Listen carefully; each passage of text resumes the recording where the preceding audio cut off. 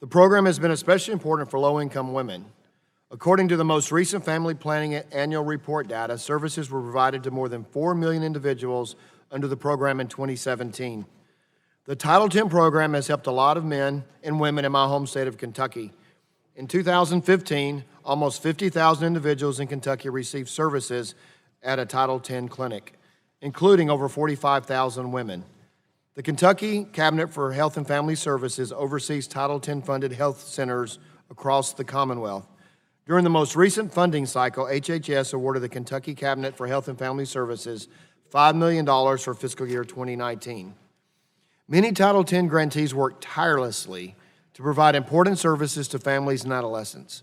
I am concerned, however, about the program integrity issues within the Title X program, and that some guarantees might not always be using funds in a way that is consistent with the statutory intent.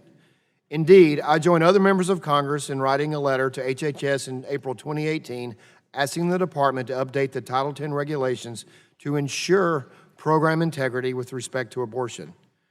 When Congress created Title X program in 1970, we drew a line between family planning and abortion. The Title X statute specifically states that, and I quote from the statute, "None of the funds appropriated under this title shall be used in programs where abortion is a method of family planning," unquote. Unfortunately, the regulations issued by the Clinton administration that have governed the Title X program for nearly 2 decades have blurred the line between family planning and abortion by requiring Title X grantees to refer women for abortion and allowing Title X clinics to co-locate within abortion clinics. The Trump administration took an important step toward improving program integrity and ensuring that Title X funds are used consistently with the statutory intent when the administration issued the Protect Life Rule.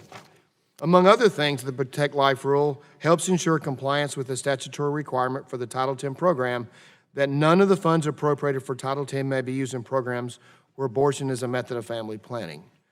While my colleagues on the other side of the aisle are likely to express outrage at the Protect Life Rule, I like to remind them that these changes make the regulatory framework governing the Title X program nearly identical to the regulatory framework created by the Reagan-era regulations for the Title X program.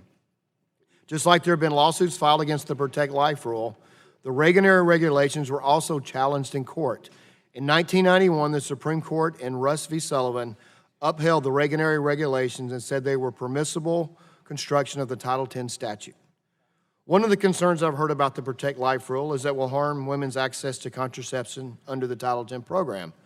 The Title X statutory language is clear and requires the Title X family planning projects, quote, provide a broad range of acceptable and effective family planning methods and related preventive health services, unquote. The Protect Life Rule includes this exact language. In the most recent funding announcement for the Title X program, directly states that each Title X project must include a broad range of acceptable and effective methods of family planning, including contraception. Moreover, the funding announcement notes that a broad range does not necessarily need to include all categories of services, but should include hormonal methods, since these are requested most frequently by clients among the methods shown to be the most effective in preventing pregnancy.